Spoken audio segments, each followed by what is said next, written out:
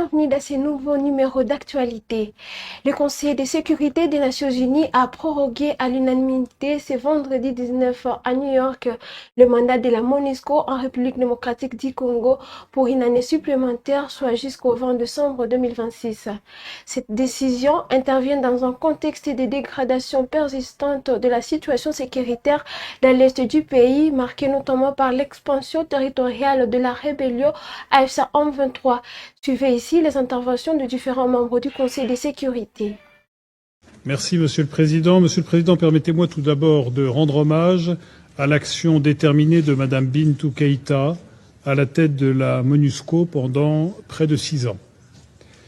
Je souhaiterais également remercier l'ensemble des membres du Conseil pour leur implication résolue dans le cadre de cette négociation. Comme à son habitude, la France s'est efforcée de tenir compte des positions de l'ensemble des membres du Conseil pour obtenir un produit de consensus. Ce Conseil a été amené à négocier ce projet de résolution dans des conditions inhabituelles. Vendredi dernier encore, nous nous réunissions alors même que le M23 poursuivait son offensive dans le sud Kivu, après avoir conquis Uvira, avec le soutien des forces rwandaises de défense. Cette situation a naturellement eu un impact sur le cours des négociations. Monsieur le Président, le projet de résolution qui sera soumis au vote vise à inscrire la MONUSCO en première ligne dans le soutien aux efforts de paix, ceux de l'Union africaine et de la médiation du Togo, ceux des organisations sous-régionales et de leurs facilitateurs, et enfin, bien sûr, ceux des États-Unis et du Qatar. S'agissant de la vérification du cessez-le-feu, le projet adopte une approche séquencée.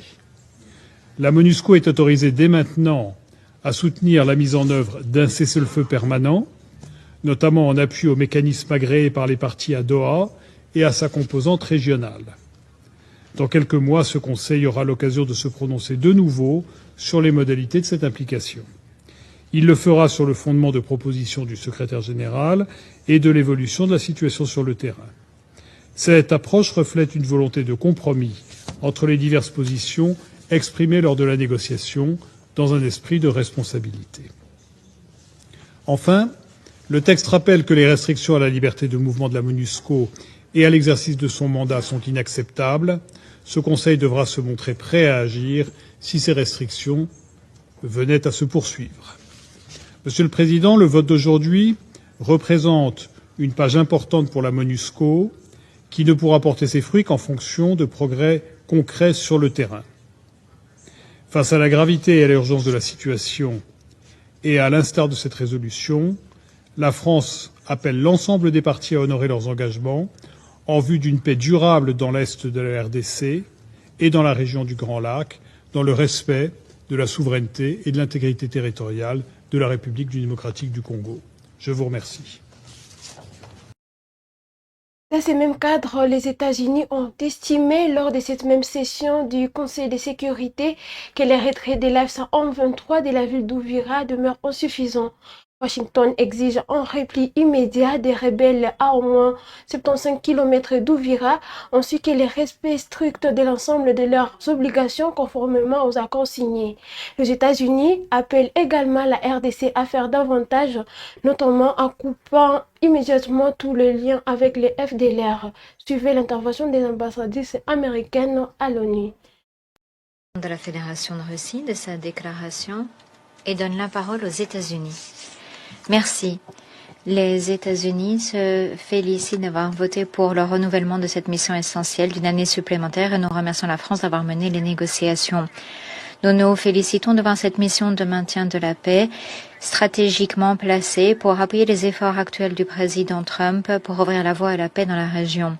Malheureusement, les négociations sur le renouvellement du mandat de la MONUSCO, une fois de plus, ont été perturbées par les efforts du M23 et du Rwanda visant à saboter un processus de paix viable. Lors des négociations, nous avons envisagé d'autres changements apportés au mandat de sorte à faciliter la mise en œuvre du cadre de Doha. Malheureusement, l'avancée du M23 sur Uvira avec l'appui des forces de défense rwandaises et contrairement aux obligations souscrites par le M23 dans le cadre de Doha ont rendu ces changements impossibles. l'engagement pris par le M23 à se retirer de la ville d'Uvira ne suffit pas. Le M23 doit immédiatement se retirer à 75 km au moins d'Uvira et doit se conformer à la totalité de ses obligations conformément à l'accord cadre. Nous condamnons catégoriquement l'avancée du M23 dans Uvira et au-delà, ainsi que le soutien du Rwanda au M23 en violation de ses obligations en vertu des accords de Washington. Les États-Unis restent profondément attachés aux accords de Washington et à leurs promesses de paix et de prospérité pour l'Est de la RDC et pour appuyer les efforts dans le cadre du processus de Doha. Nous comptons sur un plein respect par les parties des deux accords. Si le M23 et le Rwanda font le choix de respecter leurs engagements, la MONUSCO, grâce à ce mandat, pourra appuyer la mise en œuvre des deux processus.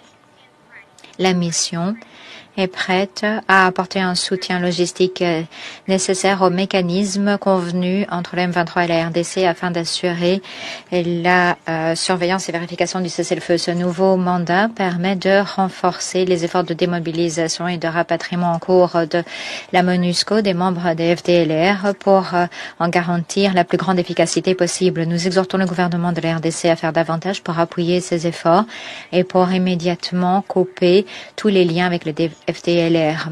Que les choses soient très claires, la MONUSCO a un rôle clé à jouer, mais la responsabilité d'honorer ses engagements incombe exclusivement aux partis.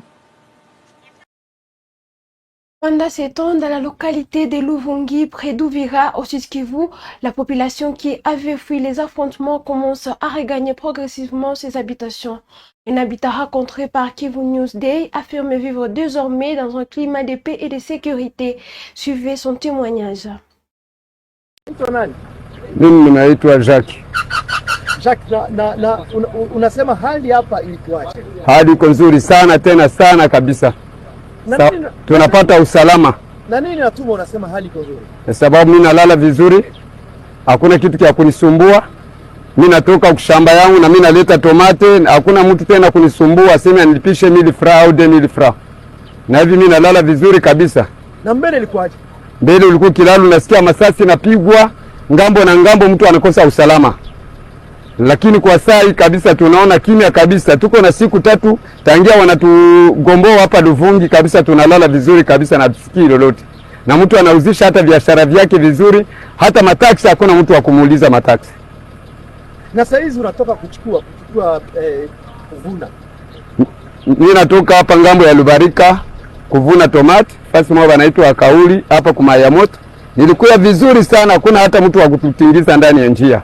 Na mpaka hivi tunasikia tuko na amani kabisa, tuko ame. Na habari ya vita hapa ilikuwaje? Vita tulioni inaisha sababu hatuna tena misukosuko kusikia mabomu huku na huku, antuka tunapata usalama. Justice militaire à présent, le lieutenant-général Filemon Yave, ancien commandant de la 3e zone de défense dans l'est du pays, a comparu ce vendredi devant la haute cour militaire. C'est au gradé des FARDC est poursuivi dans 2 dossiers distincts, notamment pour trahison en citation de militaires à des actes contraires à la discipline, ainsi que pour participation présumée à un mouvement insurrectionnel. Les détails dans ce reportage de la RTNC. Le lieutenant-général Filemon Yave, ancien commandant de la 3e zone de défense, a comparu pour la première fois devant la haute cour militaire vendredi 19 décembre 2025, dont l'affaire inscrite sous RP numéro 056/25. Les ministères publics les poursuit pour trahison et incitation des militaires à commettre les actes contraires au devoir ou à la discipline. Au cours de cette audience introductive, le président de la composition, le lieutenant-général magistrat Joseph Mutombo Katala Etiende, a procédé à l'identification du prévenu avant d'accorder la parole au greffier en chef de la haute cour militaire pour donner lecture de la décision de renvoi de l'auditeur général. Selon l'organe poursuivant, le prévenu a posé certains actes de trahison en entretenant les intelligences avec une force étrangère, plus précisément les Rwandais. Étant commandant de la 3e zone de défense et commandant des opérations militaires dans la province du Nord Kivu, présenté au général-major Chirimwani Kuba Peter le message ci-après, émanant du nommé Senkonko Célestin, secrétaire particulier du général James Kabal. Kabarebe de la République du Rwanda qui appuie les terroristes du M23. Ce Chirimwami-là retarde sérieusement notre projet. Fait prévu et puni par l'article 128.3 du Code pénal militaire. Lors d'une entrevue à l'hôtel Serena avec le général de brigade Mweulungu Evariste, permis de le dissuader d'aller combattre l'ennemi en ces termes. Mwehu, comment toi, un général, tu es tout le temps au front en train de combattre? Tu ne sais pas que la victoire ou le succès que tu peux remporter au front va profiter à ces Bangala. Toi, on ne te verra pas. Fait prévu et puni par l'article 88 du Code pénal militaire. Bien avant, conformément à l'article 27 du Code judiciaire militaire, 3 juges assesseurs non revêtus de la qualité de magistrats ont prêté serment en jurant devant Dieu et la nation de remplir loyalement leurs fonctions de membres de la composition, d'en garder des secrets de délibération et de juger les personnes traduites devant eux sans haine, sans crainte, sans complaisance, mais avec la seule volonté d'exécuter la loi. Cette cause a été renvoyée à mardi 6 janvier 2026. Dans une déclaration politique faite ce samedi 20 décembre, le parti Nouvelle Génération pour l'émergence du Congo, NOGES, dirigé par Constant Mutamba, estime que les rejets des enquêtes de l'ancien ministre de la Justice par la Cour constitutionnelle ne contribuent ni à la stabilité institutionnelle ni à la cohésion nationale dans un contexte marqué par des grands défis sécuritaires dans l'est du pays. Le parti dénonce par ailleurs ce qu'il qualifie de cabale politique visant à écarter son leader de la scène politique nationale.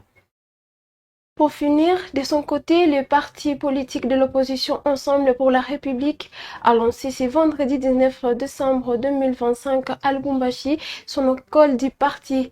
À cette occasion, le secrétaire général du parti, Dieudonné Boulenge Tengue, a exprimé que cette structure vise à former des cadres militaires aux valeurs républicaines ainsi qu'à l'idéologie du parti. Il est ici. Aujourd'hui, c'est la mise en route de l'école des cadres d'Ensemble pour la République qui a été créée sous le qualificatif d'école du parti. Il s'agit d'une structure spécialisée de notre organisation politique qui va se consacrer à la formation d'une élite de qualité au niveau de notre parti politique et pour notre pays. Formée sur la base de nos référents idéologiques et de notre doctrine, des cadres non seulement capables de conduire, d'animer, de manager les organes dirigeants du parti, du national au fédéral, en passant par le provincial, mais aussi une élite capable de maîtriser les questions de gouvernance de la chose publique, l'état d'esprit que nous devons avoir comme citoyens dans une démocratie, mais aussi les questions de développement, les questions liées aujourd'hui aux réalités environnementales, parce que nous sommes appelés, nous avons l'ambition de conduire les peuples de ces pays vers un Congo où il va s'épanouir, où ce peuple va sentir le goût du bien-être, du bien vivre ensemble. Il va rayonner en Afrique et dans le monde parce que notre potentiel est énorme. La création de l'école du parti par un acte du président national, il a déjà donné à cette école une direction. Le directeur général, c'est un professeur émérite de renom, le professeur Ruth Moulongo, et ses collaborateurs sont des professeurs dont l'envergure n'est plus à démontrer, aussi bien dans cette ville que dans notre pays. Et l'école va se déployer avec l'identification et la nomination des cadres de haut niveau, au niveau des aires régionales, mais aussi au niveau des antennes provinciales, pour nous faire vivre, je dirais, de l'innovation dans la manière de réfléchir et d'agir en politique. Nous voici à la fin de cette édition d'actualité. Mesdames et messieurs, merci de nous avoir suivis.